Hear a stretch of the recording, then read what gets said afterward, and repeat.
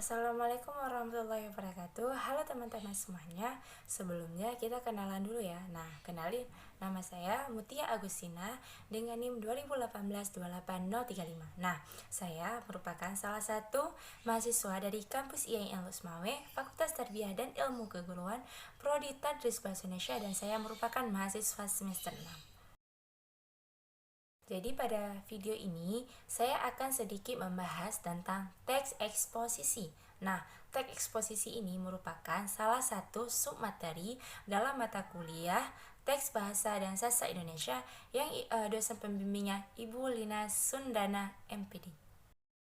Nah teman-teman, sebelumnya udah ada tahu nggak sih sebenarnya apa yang dimaksud dengan teks eksposisi?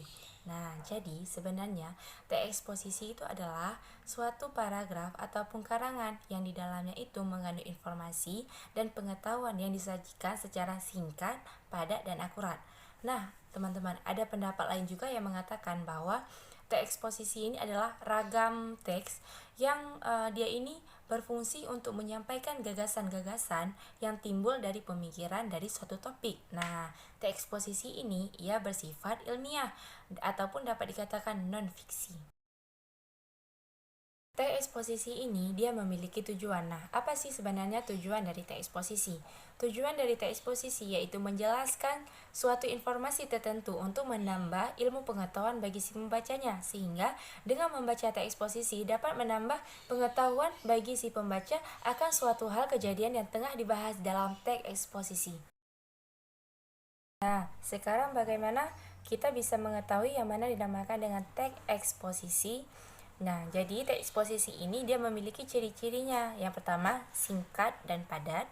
Kemudian teks eksposisi ini dia bersifat mengajak. Nah, kemudian teks eksposisi ini disampaikan secara lugas dan dia menggunakan bahasa baku. Kemudian, di dalam teks eksposisi ini menjelaskan tentang informasi-informasi dan pengetahuan. Nah, kemudian dalam teks eksposisi ini dia tidak memaksa. Jadi si pembaca diberi kebebasan untuk memihak si penulis ataupun tidak memihak kepada si penulis. Kemudian, teks eksposisi ini bersifat objektif dan netral.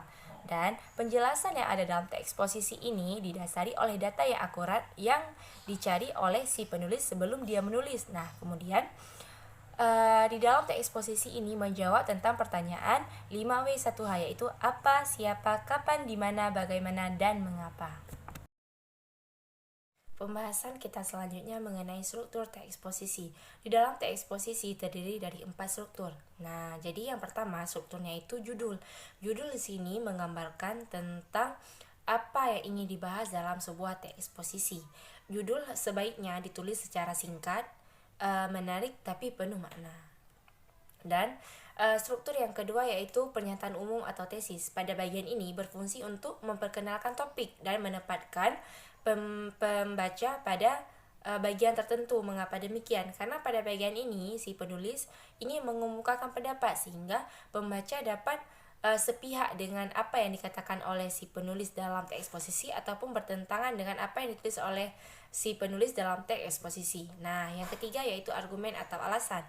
Panjang pendeknya suatu argumen tergantung pada jumlah argumen yang telah dikenalkan secara garis besar pada pernyataan umum. Nah, setelah dikutipnya argumen, kemudian argumen tersebut disajikan dalam bentuk paragraf.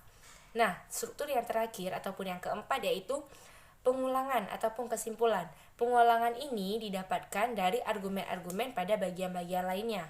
Nah, pengulangan opini ini dia bersifat terpilih sehingga tidak semua teks eksposisi memilikinya. Pembahasan kita selanjutnya yaitu mengenai jenis-jenis teks eksposisi. Ternyata di dalam teks eksposisi itu terdiri dari 8 jenis. Yang pertama yaitu teks eksposisi ilustrasi. Teks ini menerangkan dengan cara mengilustrasi ataupun menggambarkan suatu hal ataupun suatu kejadian. Yang kedua yaitu teks eksposisi definisi. Di sini menerangkan suatu objek ataupun fenomena dengan terfokus pada ciri ataupun karakteristik tertentu. Yang ketiga yaitu teks eksposisi berita. Di sini menerangkan serangkaian fenomena ataupun suatu kejadian. Yang keempat itu Teks eksposisi proses. Di sini menerangkan suatu proses atau berbagai tahapan untuk melakukan sesuatu. Jenis yang kelima yaitu teks eksposisi pertentangan. Di sini menerangkan tentang suatu pertentangan akan suatu hal yang lainnya. Kemudian yang keenam yaitu teks eksposisi perbandingan. Di sini menerangkan suatu ide dengan cara membandingkannya dengan hal yang lainnya. Kemudian yang ketujuh yaitu teks eksposisi klasifikasi. Di sini menerangkan tentang pengelompokan ataupun pengklasifikasian dan dijadikan suatu kelompok tertentu kembali. Nah, yang terakhir yaitu teks eksposisi analisis. Di sini bertujuan untuk mengidentifikasi gagasan utama untuk menjadi persub bagian yang kemudian dikembangkan secara berurutan. Baiklah teman-teman, pembahasan kita selanjutnya mengenai unsur kaidah penulisan teks eksposisi ataupun langkah-langkah menuliskan teks eksposisi. Langkah yang pertama yaitu menentukan topik yang ingin disajikan.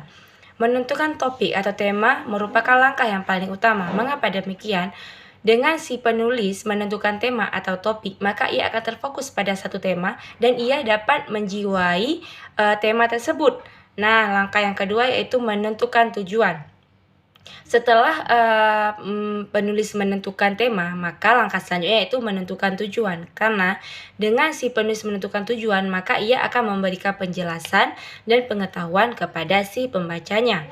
Langkah yang ketiga yaitu memilih data sesuai dengan tema.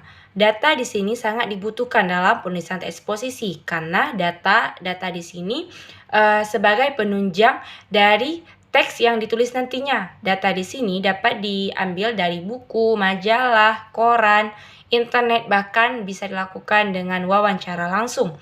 Langkah yang keempat yaitu membuat kerangka karangan. Sebelum seorang penulis membuat karangan, maka membuat kerangka karangan sangat dibutuhkan. Membuat kerangka karangan ini dibuat dengan lengkap dan sistematis. Nah, langkah yang selanjutnya yaitu pembahasan dengan mengembangkan kerangka karangan. Setelah penulis membuat kerangka karangan, maka penulis selanjutnya membuat karangan. Karangan di sini berdasarkan dengan ciri-ciri yang sebelumnya sudah saya sebutkan. Di dalam karangan ini, penulis menjelaskan ataupun memberikan pengetahuan kepada pembaca sesuai dengan topik yang tadinya udah ditentuin. Langkah yang terakhir yaitu membuat kesimpulan. Membuat kesimpulan ini harus sejalan dari langkah 1, 2, 3, 4, 5 sampai 6. Nah, kesimpulan ini berfungsi sebagai memperkuat tesis ataupun pernyataan umum. Baiklah, pembahasan kita selanjutnya mengenai unsur kebahasaan dalam teks eksposisi. Di dalam teks eksposisi terdiri dari 3 unsur kebahasaan. Yang pertama yaitu pronomina. Pronomina atau kata ganti ini dia jenis kata yang menggantikan nomina atau frasa nomina. Pronomina ini terbagi lagi menjadi 2. Yang pertama pronomina personal, yaitu kata ganti orang. Seperti kata dia, kamu, mereka, kami, anda, dan kata-kata lainnya. Jadi yang kedua yaitu pronomina non-personal atau kata penunjuk seperti kata ini, itu, sana, sini, siapa, dan lain-lainnya.